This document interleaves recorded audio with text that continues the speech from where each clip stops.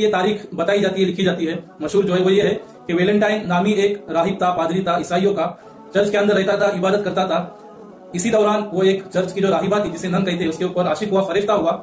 इश्क उनका परवान चढ़ते गया और फिर उसके उसूल के लिए, उसके आखिरी नतीजे तक पहुंचने के लिए मुलाकात का शौक दोनों के अंदर परवान चढ़ा। लेकिन उस वक्त चर्च का और ये कानून था राहिबों के लिए कि वो आपस में निकाह नहीं कर सकते।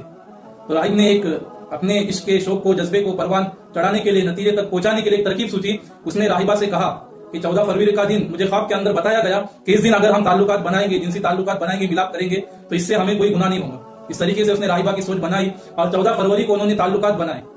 लेकिन जब ये बात मालूम हो गई, चर्च की इंतजामिया को मालूम हो गई, तो इस जुर्म की सजा के तौर पर उन्हें कत्ल किया गया।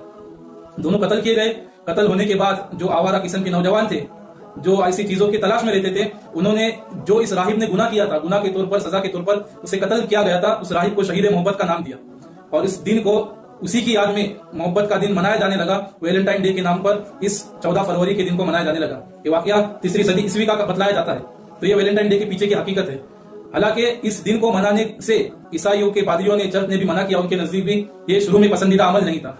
आज ये दिन ईसाइयों के अंदर और जो यूरोपीय ममालिक है वहां पर तो साथ मनाई जाती है, साथ साथ हम में से भी, हमारा मुस्लिम माशरे में से भी कुछ नौजवान देखा देखी इसको मनाने लगते हैं। इस दिन के ऊपर माशूका को, इश्क माशूकी करने वाले आपस में एक दूसरे को तोहफे तहरीफ देते हैं, अपनी मोहब्बत का इजहार करते हैं, फूल गुलाब देते हैं और तोहफे तहरीफ देकर अपनी मोहब्बत का इजहार करते हैं। इसके अंदर अक्सर तो वो नाजायज ताल्लुकात होते हैं जो बगैर निकाह के होते हैं। मोहब्बत का एक जज्बा, शौक परवान चढ़ा हुआ होता है और उसको तस्कीन देने के लिए काम किया जाता है। तो देखा देखी में हमारे नौजवान भी इस काम को करते हैं। तो ये वैलेंटाइन डे की हकीकत है। अब इस्लाम की नजर में इसकी शरीयत हैसियत क्या है? क्या ये दिन मनाना हमारे लिए जायज है? क्या ये दिन हमारे लिए मनाना जायज है? जो गैर शादीशुदा है वो भी, यानी जो नाजायज ताल्लुकात में होते हैं, उनके लिए तो मनाना नाजायज तो है ही, लेकिन साथ ही साथ जो शादीशुदा है वो भी इस दिन को, इस त्योहार को नहीं मना सकते। पहली वजह तो ये कि शरीयत के अंदर इसकी कोई असल नहीं है। शरीयत की तरफ से इसकी कोई इजाजत या कोई एक शरीय अमल नहीं है, बल्कि एक दिन नई इजाद की हुई चीज है जिसको मगरिबी तहजीब से लिया गया है और लोग मनाते हैं।